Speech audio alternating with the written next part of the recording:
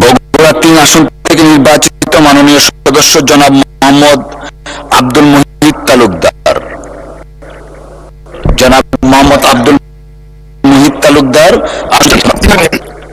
মাননীয় স্পিকার, আপনাকে ধন্যবাদ।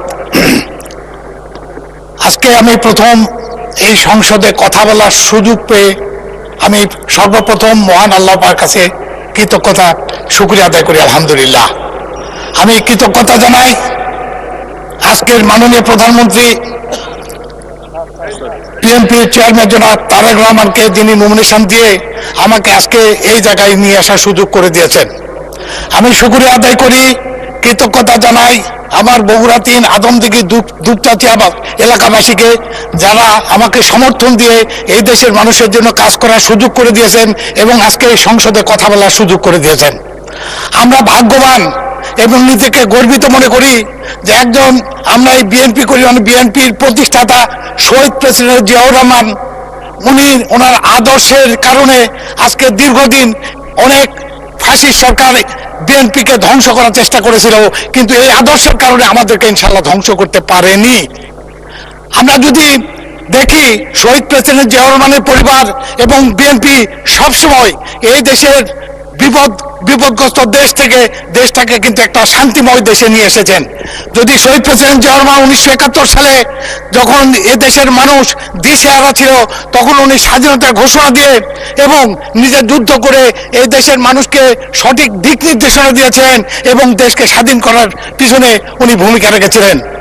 এরপরে যদি 1975-এর পর পরিবর্তনের পরে শহীদ প্রেসিডেন্ট জিয়াউর রহমানকে এদেশের মানুষ এবং সিপাহী জনতা মিলে শহীদ প্রেসিডেন্ট জিয়াউর রহমানকে রাষ্ট্র ক্ষমতায় নিয়ে আসে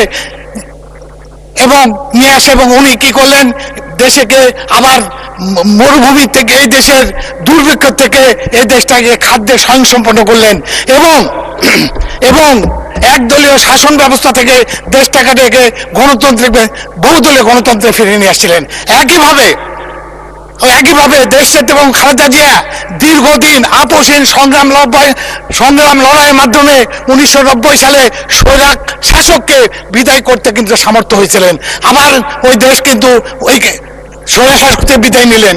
একইভাবে ধরেন 1991 সালের পরে এই দেশকে আবার বহুদলীয় গণতন্ত্রে বা এই দেশকে আবার সংসদীয় গণতন্ত্রে ফিরিয়ে নিয়ে আসছেন দেশনেত্রী খালেদা জিয়া।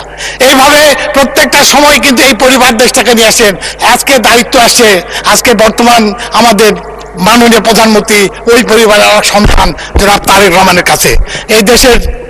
এই দেশটা একটা কি বলবো আমরা, যে দুর্ভিক্ষ বা এই দেশের একটা মানুষের যে সামাজিক অবস্থা নষ্ট হয়েছে, দেশের মানুষের চরিত্র সেখান থেকে আবার দেশটাকে ফিরে নিয়ে আসার একটা বড় দায়িত্ব পড়েছে আমাদের তারেক রহমানের উপরে। আমরা বিশ্বাস করি উনি আবার এই দেশটাকে আবার আমাদের সঠিক জায়গায়, অর্থাৎ আবার গণতন্ত্রে ফিরে আসবে এবং দেশ একটা উন্নত দেশে পরিণত ইনশাল্লাহ।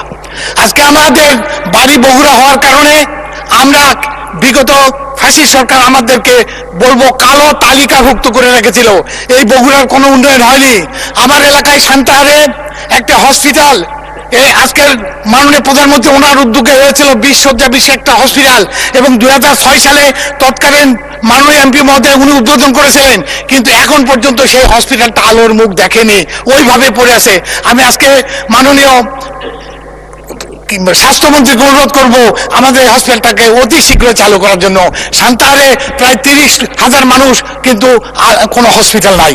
এই হসপিটালটা 2006 সাল থেকে এখন পর্যন্ত আলোর মুখ দেখেনি। সান্তাহার বগুড়া যে রাস্তা, এটা দীর্ঘদিন এইদিকে ধরেন সান্তাহার থেকে ধন্যবাদ মাননীয় সদস্য। আচ্ছা, 1 মিনিট দেওয়া হলো আপনাকে, ধন্যবাদ।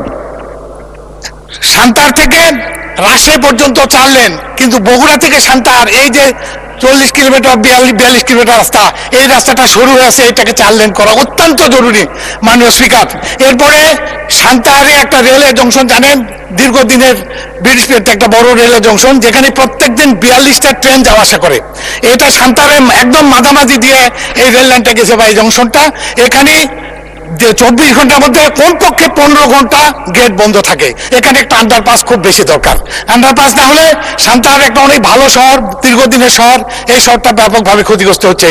এছাড়াও দুপচাচিয়াতে গত 1 বছরে দুপচাচিয়া প্রপারে 14টা অ্যাক্সিডেন্ট হয়েছে এই রোডস অ্যান্ড হাইওয়ে রাস্তায়। এখানে একটা ওভারপাস দরকার। এছাড়া আমাদের